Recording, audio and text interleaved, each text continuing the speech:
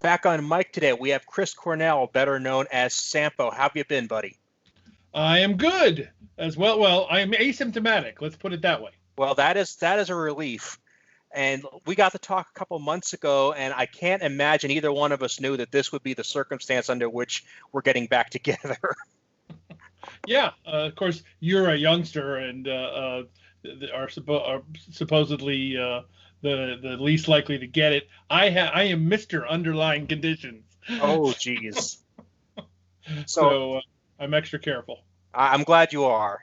It's actually been kind of interesting in the last couple of weeks watching people try to cope with the situation that our beloved show and its spin-offs have kind of become like a comfort food for people. Absolutely. It's been a binge. There's been the discussions that I saw one just the other day, like which season should I binge? Which one should I use to put me to sleep? Which episode to put me to sleep? I always go with Pod People by myself.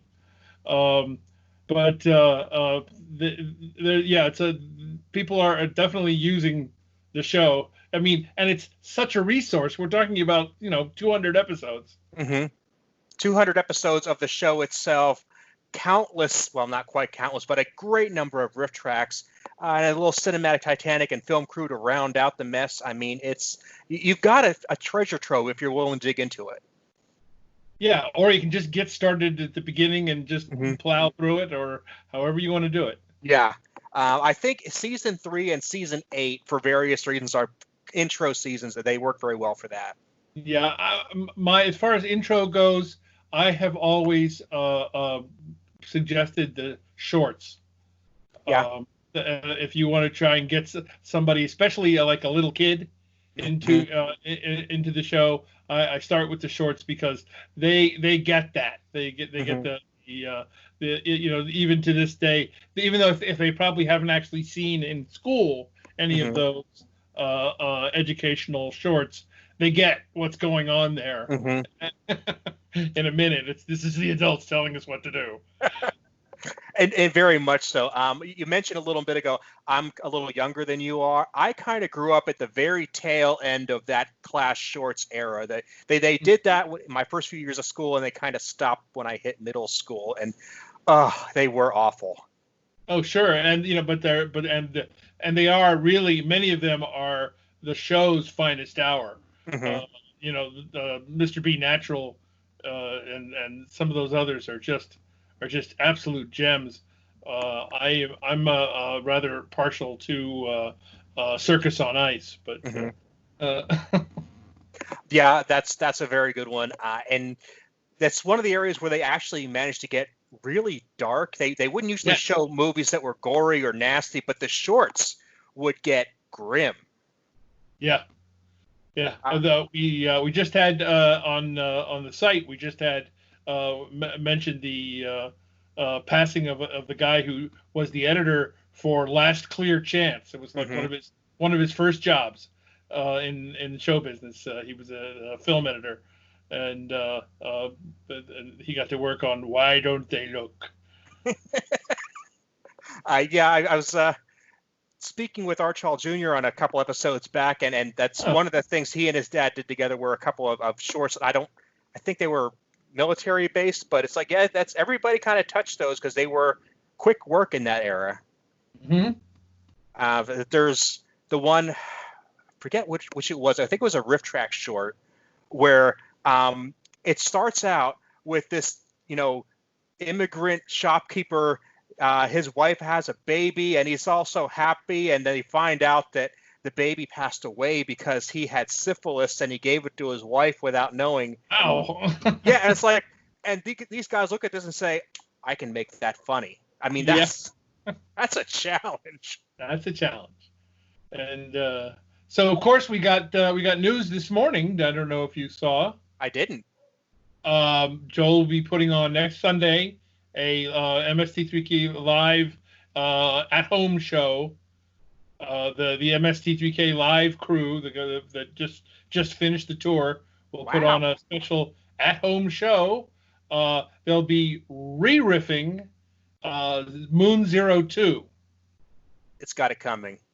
And so I think that the actual riffs from the season 1 will still be in there, and then there'll be more that they kind of add in, that the new crew kind of adds in. Is my gathering of what's going to happen. I think that's what it is. Somebody at Shout Factory will yell at me shortly if I don't. If I've gotten it wrong. Well, I just announced it about an hour ago. Yeah, I had not heard this at all, so I'm really excited about that. Yeah, next Sunday. I don't know. You can check the site. Check MST3K info. MST3 for more details. Absolutely. And if you're getting this episode right when it hits, you will still have time to catch it, so please don't wait. Right. I've actually been visiting the Twitch channel. Oh. Lately, that Shout Factory is doing. They've set it up. It's a 24-hour channel. A lot of little filler in there that and sort of short, maybe 1 or 2 minute bites of an episode that they tend to show over and over, but they do a lot of different episodes, and it's a chat room. I don't know if you've been in Twitch, but no. The screen is playing the episode, and then there's a chat room, so people can hang out and talk and riff, and it's fun. It is sure. I like riffing. I like doing that. I like there's something about the collaborative effort. Mm-hmm. I think that may have also just my love for the show, because it's a very collaborative effort in general. So I find that entertaining. Yeah. The grand illusion of the show is not just the puppets or the show. It's the fact that somebody could actually sit in a chair and just come up with these jokes on the fly, and it doesn't really happen that way. But we like to believe it does. It makes it funnier. Sure, I mean that you still get people saying, how do they do that? How do they ad lib all those jokes? They don't. But you still see that online sometimes. Sure, and it makes sense. But it kind of reminds me of the old MST3K Home Game they did once or twice back in the day. Mm-hmm. Yeah, it is a little like that. It was the week before the 8th season debuted on the Sci-Fi Channel. The week before, just to drum up some business, they showed. Oh God, now I've forgotten what movie it was. Somebody will correct. But it was a Corman. That's all I can remember. And they had a couple of chat rooms. Opened up IRC chat rooms. Mm-hmm. I wonder if they're all pretty empty. I guess there's diehard IRC people out there. From what I understand, if you're still an IRC user, it's probably not something you want to brag about because you're probably doing something you're not proud of. It's not supposed to be doing. Yes. Yeah. I used to love IRC. I did participate in those home games ages ago, and I got at least 2 jokes in there to the best of my recollection. So Excellent. Somewhere they're preserved on an old aging VHS tape. Yeah, I think so. Wow, that's terrific.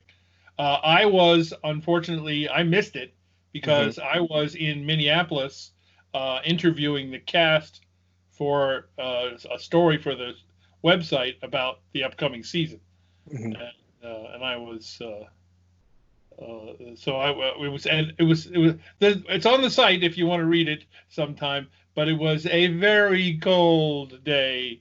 A couple of days in Minnesota, in midwinter, like late January, in Minneapolis, and literally below zero, and navigating the street. One of the problems about driving around in the winter in Minneapolis is that you sort of develop landmarks about where you're going, and then when 2 feet of snow covers them. It's a problematic situation. Yeah. I will make sure that interview gets linked to directly in the show notes for the episode, as well as the website. I remember. If you can't find it, let me know. I'll find it for you. We'll do. I remember when that home game started at the house I was living in. remember this was the mid 90s, so the internet was not what it was today. My computer and my TV were nowhere close to each other. So to make this work, I had to move the computer to the TV or the TV to the computer. And for some reason, I think it ended up making more sense to move my 32-inch CRT behemoth across the house on a 50-foot coax cable, or might be a 100-foot coax cable. Yeah, it was not fun. It was a very 90s solution. And all for 2 riffs on a VHS tape somewhere. Yep. Which somebody has to have somewhere. And if anybody wants to know, my handle at the time was LinkVB06. It's a gibberish of letters, but that's me. Cheapness. His site. There's a great little store that sells DVDs and things with stuff. I'm sure you could buy it there from him. It will be a lot easier than remastering it myself. Yeah, well, he's done it for you, I'm sure. Awesome. I haven't looked specifically for that, but he's got everything. Those are the people we need, the people that are stockpiling those hard to find and weird episodes and installments. Yeah, he's a thorough collector. And he also has other great TV shows and stuff, too. But anyway, I don't want to give him a commercial. But No, well. Again, this is the kind of thing that's best left on the down low. Right, to some extent. I think they've, you're probably right about that. Yeah. So how's the website going otherwise? The site is fine. A few months ago, we discontinued the Saturday, or was it? Well, we discontinued the Thursday episode guide, going episode by episode, week by week, because we got to the end, and we were looking back to the beginning, and it's a 4-year slog at a week an episode. And neither Brian nor I had the fortitude at this point to embark on that again. So we let that go, and the discussion on Saturday, we used to have a regular, just like a sort of a random topic, your favorite this that was in that episode or whatever. And again, we're just trying, while the show is sort of powered down, with the exception of this thing that Joel's doing on Sunday, the show's kind of powered down, so we're powering down along with it. This date in mystery will continue, and announcements about if we get obituaries of people who were who are listed in the mystery database, and stuff like that. We got several deaths just recently. Some of them were major, some of them were minor, but we try to give them all a little bit of remembrance as they depart. And but that's pretty much what we're. Oh, and Brian is our Riff Tracks correspondent. He's the one who posts about Riff Tracks, and then we just let it kind of keeping it on the low at this point. Good to know. I mean, the site is, like I said before, it's a treasure trove of information, and it's a resource for anybody who's just getting into the show and needs to know what it's all about. Right, and I'm also I'm not. Go ahead. Well, just saying that somebody gets into this and they look for the history of the show, how it came to be, because I've said before, when you watch the show, it's not just watching a story. You have to train yourself to watch a movie and listen to commentary, and it's a whole different experience that a lot of people, when they don't know it, aren't ready to take that step yet. Yeah, I think there's a lot of people who have to learn to sort of get into the groove, but you can get there's a real when they're at their best. There's a real rhythm between the movie and the riffing that you can and you're laughing, Mm-hmm. and all those things kind of combine together, and you can really that's a wonderful experience and it's kind of revelatory experience because you didn't know you could do that. I'm finding it interesting in a good way that people are looking for episodes to fall asleep by, because even though I remember when I was a kid, I would fall asleep to the show. That was never my intent. I always got mad at myself for that. Sure. To actually shut off your brain. Oh yeah, well, Invasion of the Neptune Men is another one that I find as a good sleeping pill, because it's just the same 30 seconds of footage, and starts to relax you. The thing about Pod People is, for me, it's all the new age music and the fog. The combination of those two things, I just doze off. Some people, that's like their favorite episode. They can't understand how I could possibly fall asleep for Pod People, but little potatoes. I would definitely think Red Zone Cuba would be good for that, just because nothing happens. Just nothing happens. Yeah, that movie, that episode and that movie is, although it has a wonderful short that goes with it, but that episode is one of the roughest for me. I think if I had to pick like the worst movie that they ever did, I have to say Red Zone Cuba is probably my pick. It isn't that it's just bad and amateurish and stupid, but it's also kind of mean spirited, which is a element that I dislike. I mean, it's like when you get Ed Wood, there's a certain glee in his work, and it's not mean spirited, but you get Coleman Francis, and especially toward the end of his life, he was a very bitter man. And it shows in those movies. And that's a decision that you really have to start to appreciate when you really get into this kind of stuff, whether it's with puppets or not, is that there are some movies that are bad, but they're enjoyable. And there are some movies that are just so devoid of any redeeming quality that you're like, why didn't you just burn this the second it was put together and never show it to anybody? Creeping Terror, I think, is a good example of that one. Sure. Why didn't someone just set fire to the thing? There's just no. Ugh. Like I kind of think Incredibly Strange Creatures would fit that bill for me. Is that it just Manos I can sit there and watch and I kind of appreciate the story behind it now.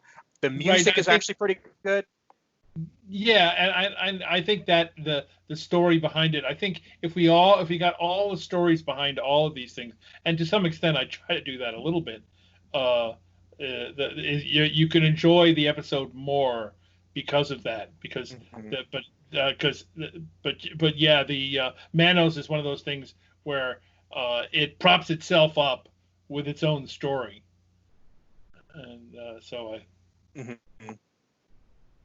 And there's a couple that I don't think are good movies, but they're like, okay, you could have run with this. This could have been a cartoon at some point. And it's had a little more. I mean, it wasn't any dumber than some of the stuff we watched on TV anyway. Oh, Teenagers from Outer Space. I think I would put that in that category. Mm-hmm. Alien from L.A. Yeah, right. I think Teenagers from Outer Space. You could easily see that as a cartoon. Mm-hmm. Make a lot more sense. Yeah. Everybody says the same thing when they see Teenagers from Outer Space, which is, by the way, probably my top 10 list. I love that movie. But they're like, these are not teenagers. They're not even close to being teenagers. Well, oh yeah, there's lots of good stuff in that one, and I'm a big fan of that one too. And that one has its own backstory as well. Mm-hmm. So, which I guess that's part of what makes it fun. I'm going to have to link a lot of this stuff in the show notes because, I mean, I'm sure you've done a deep dive on that on the website, and I'm going to have to reread those notes because, like I said, that's one of my favorite episodes. But here's one that I would like to talk to you about because one of my favorite subgenres that nobody ever really seems to dig as much as I do are the teenage angst movies. Oh. You know, the ones where, Daddy-O's and the Kittens with the Whip and those. Short. Do you include Violent Years in that one? Yes.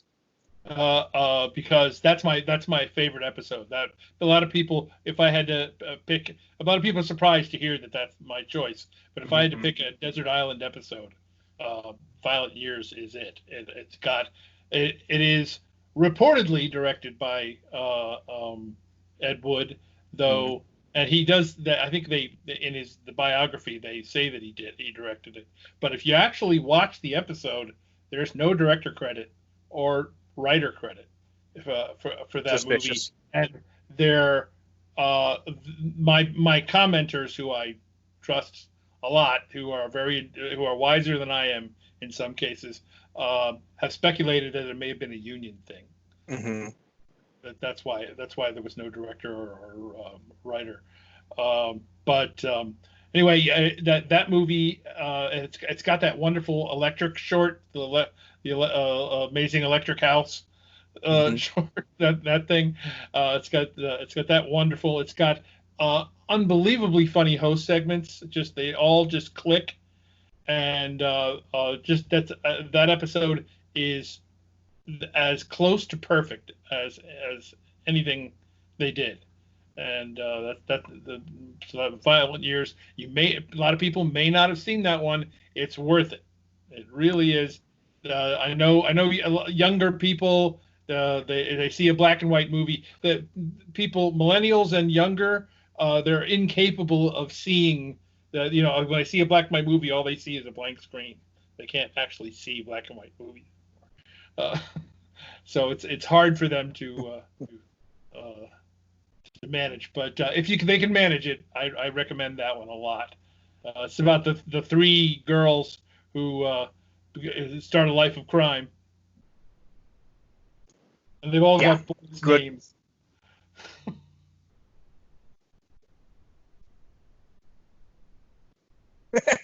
I will tell you, if you're talking desert island episodes, I Accuse My Parents is for me an episode that just never gets old. I could watch it every day and probably would still chuckle at certain parts.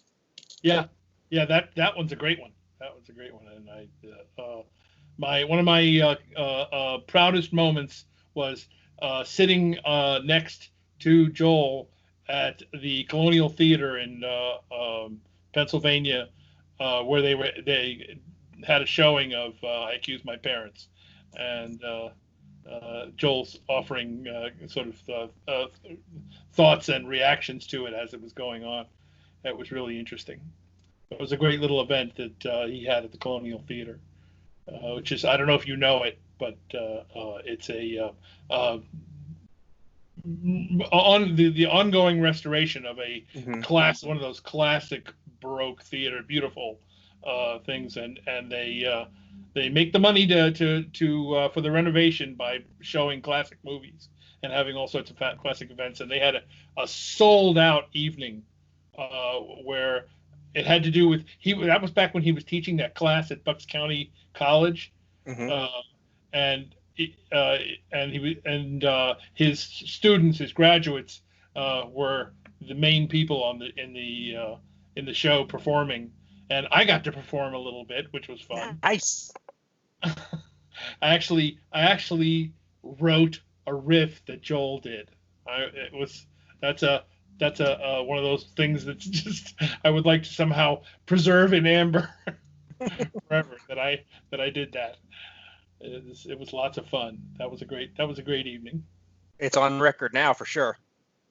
I don't know if there's any video of it anywhere. I know that there were people with cameras, and I've tried desperately to get somebody to let me see some of it, but I haven't seen any of it yet. I have some photos. Well, hey, if anybody happens to have been there that night and you're willing to share the video with me, I will pass it on to you. I'm putting out an APB. Fantastic. So, what are you looking forward to beyond the event on Sunday? We've got the Rift Tracks Summer Spec project. They started their Kickstarter. That's in the works now. I have a feeling that they're going to be doing a lot of stuff as long as people are stuck inside, and digital entertainment is very convenient right now. Right.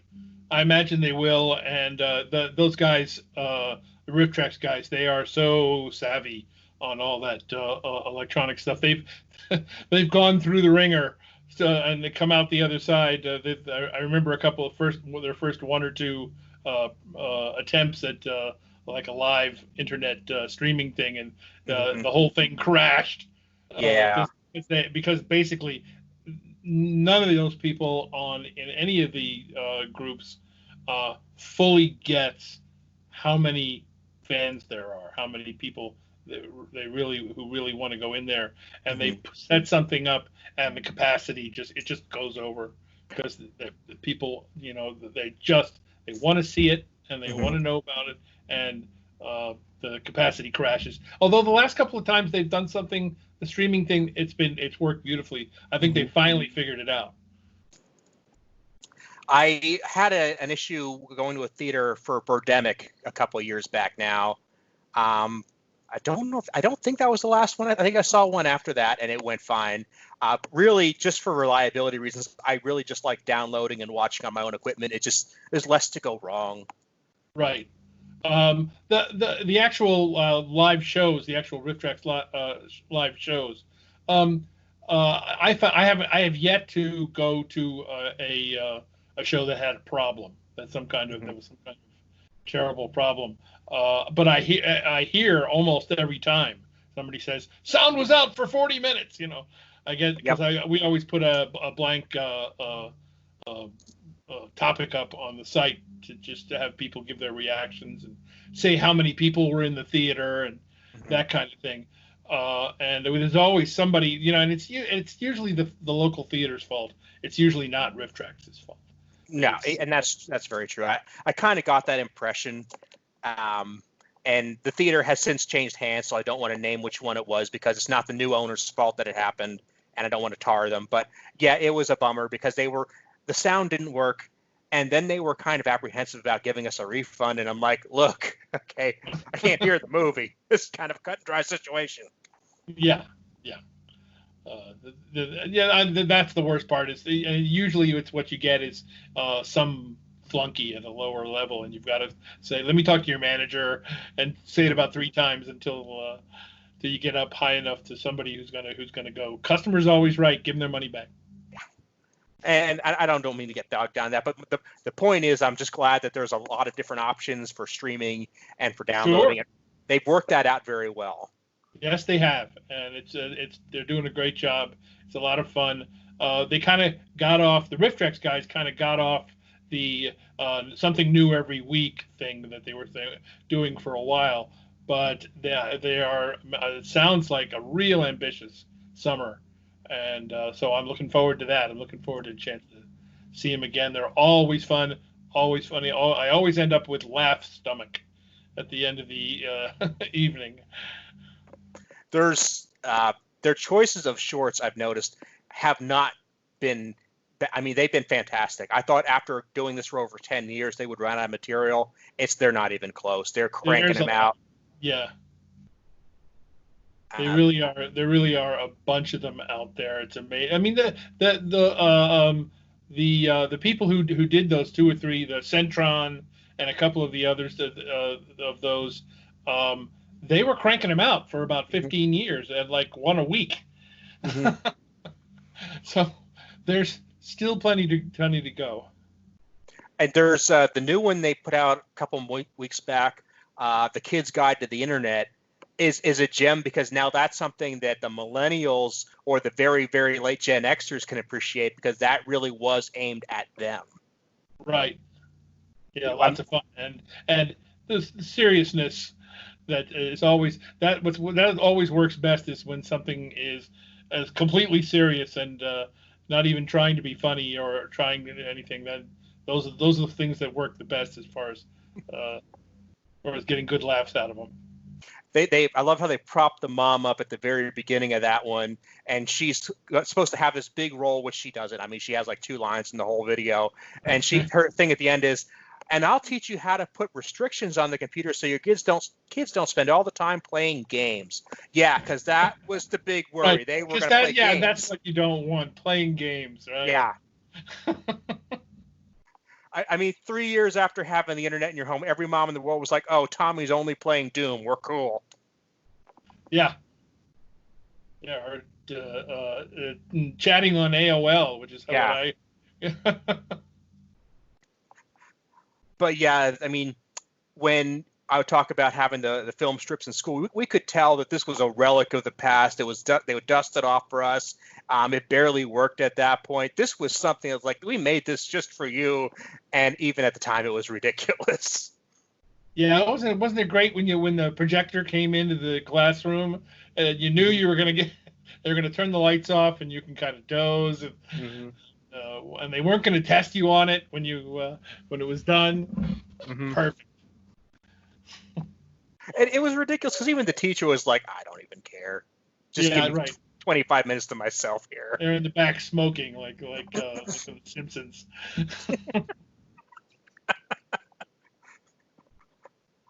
The Simpsons and MST3K are great companion shows too. They kind of have the same outlook on life. Yeah.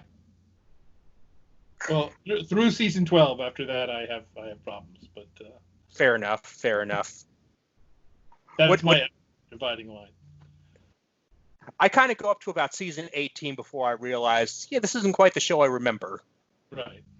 I actually used to make fun of the people who were, Sambi Simpsons.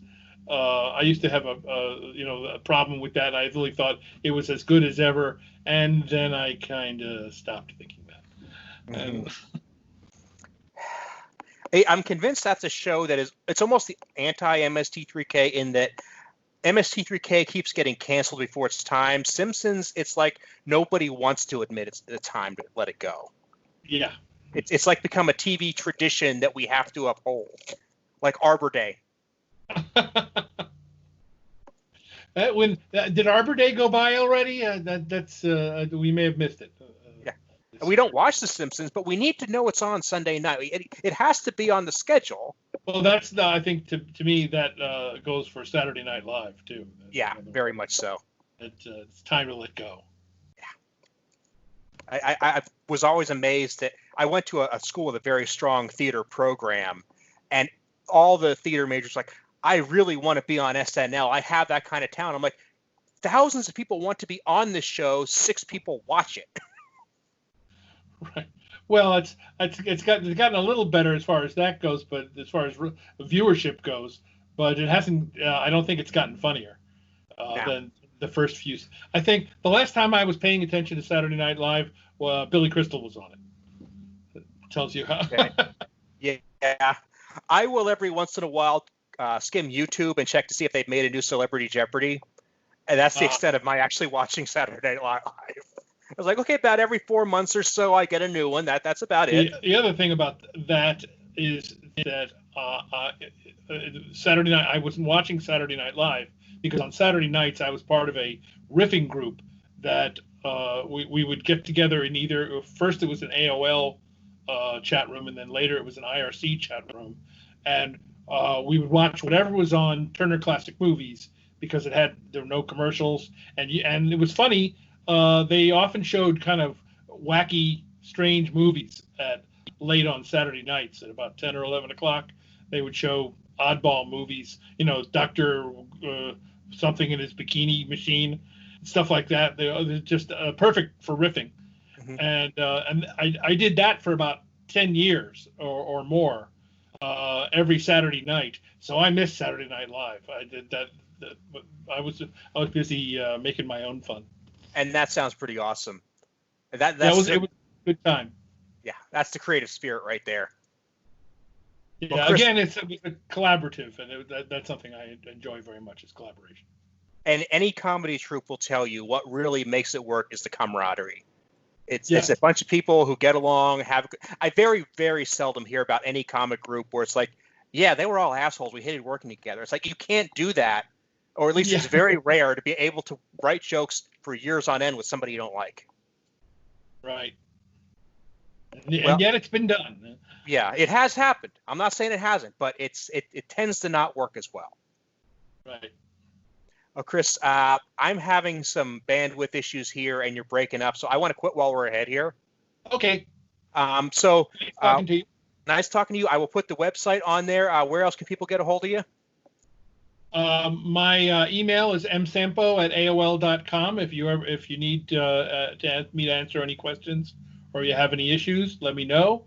Other than that, MST3Kinfo.com. That's it. All right. Well, thank you, good sir. We'll hope to talk to you again real soon. Okay. Take good care. Okay. Bye-bye.